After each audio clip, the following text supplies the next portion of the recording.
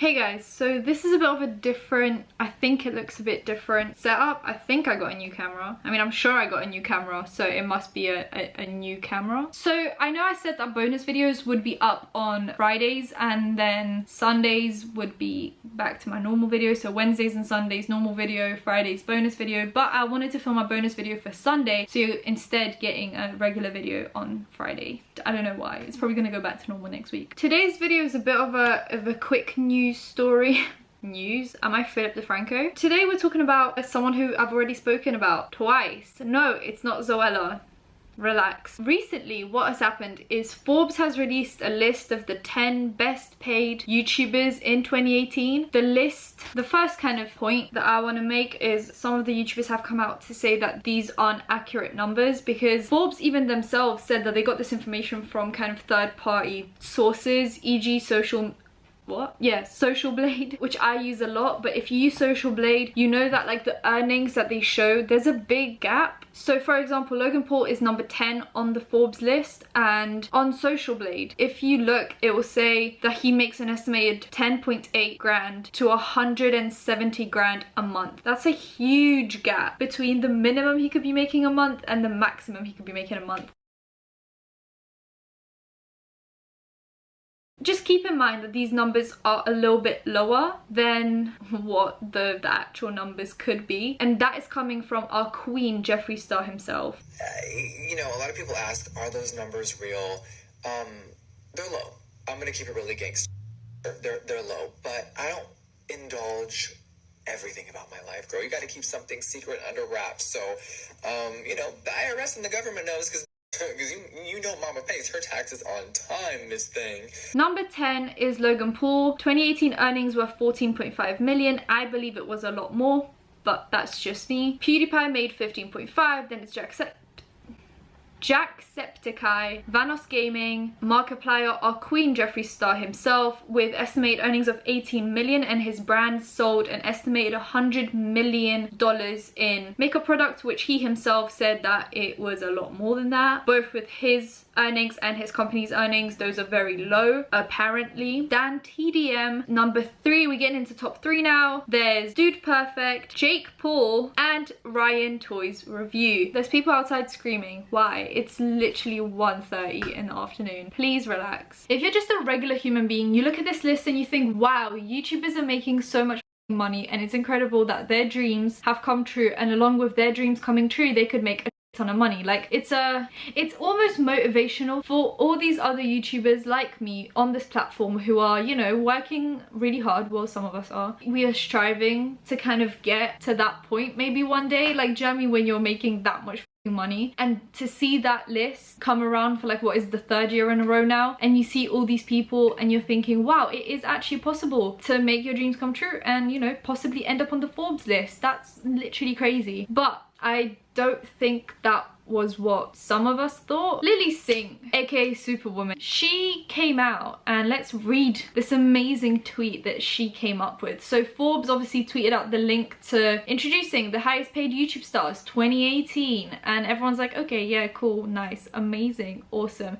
Jake Paul got angry because he wasn't number 1 and because he got beat by like a 9-year-old, and then Jeffree Star came in clutch and was like, sis, it's an achievement to even be on that list. Doesn't matter if you're number 1 or 10, just the privilege of being on that list should be enough for you. So Lilly Singh comes out and quote tweets that tweet and says, 2 years ago it was almost even between male and female. Last year it was just me, and this year there are no females at all. Something I predicted on my Instagram caption last year. I'm concerned the digital space is going to repeat the mistakes of ancient industries. Why can I not read? Why do I feel so under pressure to like not stutter? And let's just say the response to this tweet wasn't great, including my initial response on Twitter. Let me read out my initial response on Twitter, because I popped off just a little bit. I basically said, yes, let's complain that the industry favors men when in reality it's all based on statistics and viewer preferences. Maybe start making 7 entertaining videos a week the way PewDiePie has done for the last few years, and you'll be back on that list. That was my response. If you want to see more of me snapping and snatching wigs, then follow me on Twitter. It'll be on the screen right now or in the description down below, along with Instagram and Snapchat, so you can follow me on everything and add me on everything. But basically, yeah, that was my response, and it got a decent amount of likes, so I feel like a lot of people agreed with me, and I'm gonna take it that way. There's some responses that I kind of want to go over. Someone tagged me and said, "You seen this?" And I was like, yes, sis, I have no words. Then someone said, not our fault a 7-year-old beat you. It's not a gender thing, it's all based on statistics. People watch who they think are interesting. And now I want to kind of get into this with the next tweet that someone tweeted out. I feel like that links into kind of what I want to talk about. The way YouTube works, first of all, isn't in any way sexist. So the way YouTube works is based on, as I said in my tweet, statistics. If you bring in the views, that isn't necessarily enough to be paid a good CPM.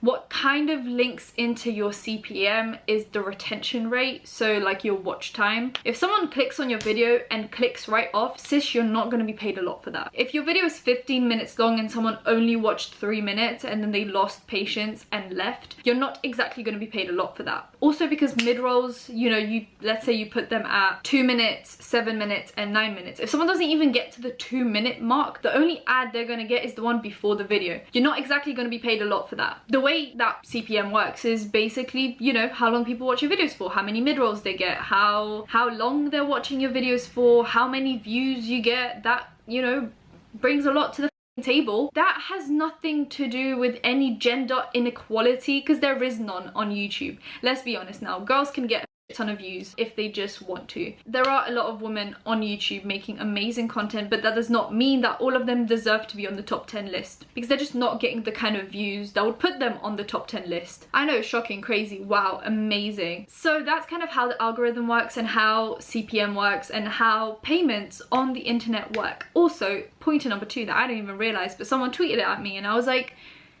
that's a very fair point you're making there. I don't understand how YouTube could be sexist when the CEO of YouTube is a woman. Would she just be like discriminating against her own kind? I'm just so like beyond confused about how she came to the conclusion that women didn't end up on the list because we're in some way discriminated against. The Forbes list wasn't like Forbes saying these are our top 10 favorite YouTubers and all of them are male, and then you could be like, not a single woman, not one made the cut of your preferences. They don't have to like make a top 10 list but be like, oh, we gotta throw in one woman, you know, even though we don't like her, but we just gotta throw her in to not seem sexist. The Forbes top 10 list of top 10 earning channels is just that. It's a list of 10 channels that made the most money because they had the most views, the best watch time, and they happened to be paid the most. There's no preference there, there's no discrimination there, there's no sexism there. If you want to be on that top 10 list, post more content, post interesting content, bring your watch time up, bring your views up, and then maybe, just maybe, you'll end up back on that list, Lily. So someone, as I went on this, you know, little explanation of things, said Logan Paul, who was the lowest view count on that list because he had the lowest earning on that list, ended up with 1.35 billion views in 2018 compared to Superwoman's 525 million. She got less than half of the views he did in 2018. So how the is she supposed to end up on the top 10 list of the highest earning YouTubers if you have less than half of the views of the last person on that list? Clearly, those 10 people deserve to be there because those 10 people had the highest views, the highest watch time, the highest CPM, and the highest earnings because they worked hard for it. I am in shock, truly shocked to my core how that works. Also, just hear me out for a second, why is it that we can't just applaud them and respect them? Why do we have to reach for some kind of a scandal, for some kind of drama, instead of just saying well done to the top 10 highest earning YouTubers in 2018? Yay, well done guys for making a ton of money. Congrats. Why do we have to almost make it seem like this award, you know, is so horrible because it's just men? It just kind of makes their accomplishments less important because there wasn't a woman there. Men still deserve to be applauded for good things, for their successes. Why is it that when a list of men happen to do something great, we gotta, you know, reach for some kind of a scandal? Why can't you just say, well done to my fellow YouTubers for making a ton of money? Well done guys, amazing, keep it up. Maybe I'll end up back on that list once again, but for now, well done to you guys. Is it that difficult to just say that? You say all of this, you know, be positive, And then this rolls around and you're the most bitter person on the platform. I'm so confused about how that is promoting positivity. I get it that your thing is like girl love, but maybe just try to love everyone equally, not just girls, because sometimes men will accomplish things and you will have to applaud them because that is the reasonable thing to do. So to everyone on that list, including Logan Paul, I know you did your and Jake Paul, you did your PewDiePie did his. But at the end of the day, this is a great accomplishment. Well done to everyone on the list of the top 10 most paid, highest paid, what? I can't even form a sentence anymore. Well done to the top 10 highest earning YouTubers in 2018, and I hope that maybe 2019 I will be on there. That is just not gonna happen.